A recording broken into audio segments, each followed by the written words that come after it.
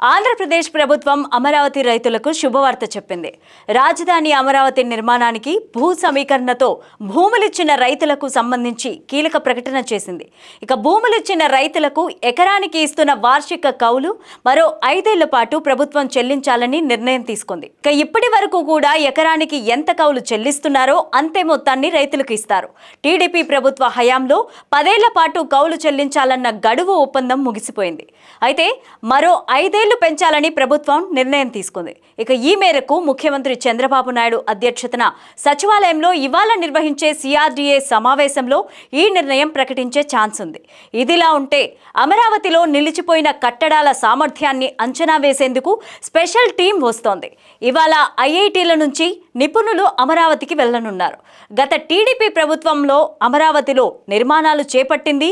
MLA, MLC సచివాలయం, assembly, high court మంత్రులు, విభాగాధిపతులు, బంగ్లాలు, గెజిటెడ్ అధికారులు, ఎన్జీఓలు, 4వ తరగతి ఉద్యోగుల నివాస సదుపాయాలను నిర్మాణాలను మొదలుపెట్టింది. ఇక 2019 ఎన్నికల్లో అధికారంలోకి వచ్చిన వైఎస్ఆర్సీపీ ప్రభుత్వం ఆ పనుల్ని నిలిపివేసింది. ఇక తాజాగా అధికారంలోకి వచ్చిన తరువాత అమరావతిపై ఫోకస్ పెట్టింది టీడీపీ. మళ్లీ భవనాల నిర్మాణంపై అడుగులు ముందుకు వేస్తున్నారు. అయితే గతంలో చేపట్టిన కట్టడాల పటిష్టతను శాస్త్రీయంగా నిర్ధారించిన తరువాతే ముందుకు వెళ్లాలని నిర్ణయం తీసుకున్నారు. భవనాల సామర్థ్యాన్ని తేల్చే బాధ్యతను ఐఐటీ మద్రాస్, ఐఐటీ హైదరాబాద్లకు ప్రభుత్వం అప్పగించింది.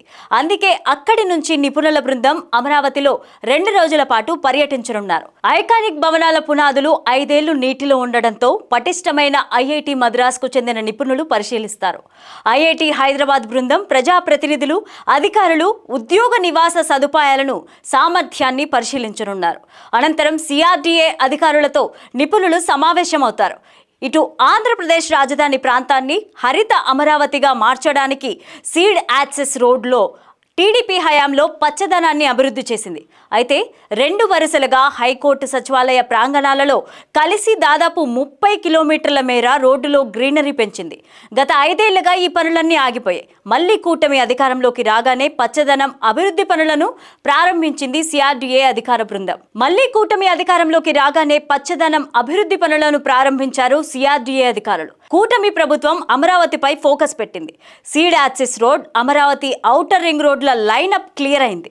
త్వరలోనే మళ్లీ అమరావతిలో భవనాల నిర్మాణాలను మొదలు పెట్టాలని భావిస్తోంది ఏపీ ప్రభుత్వం.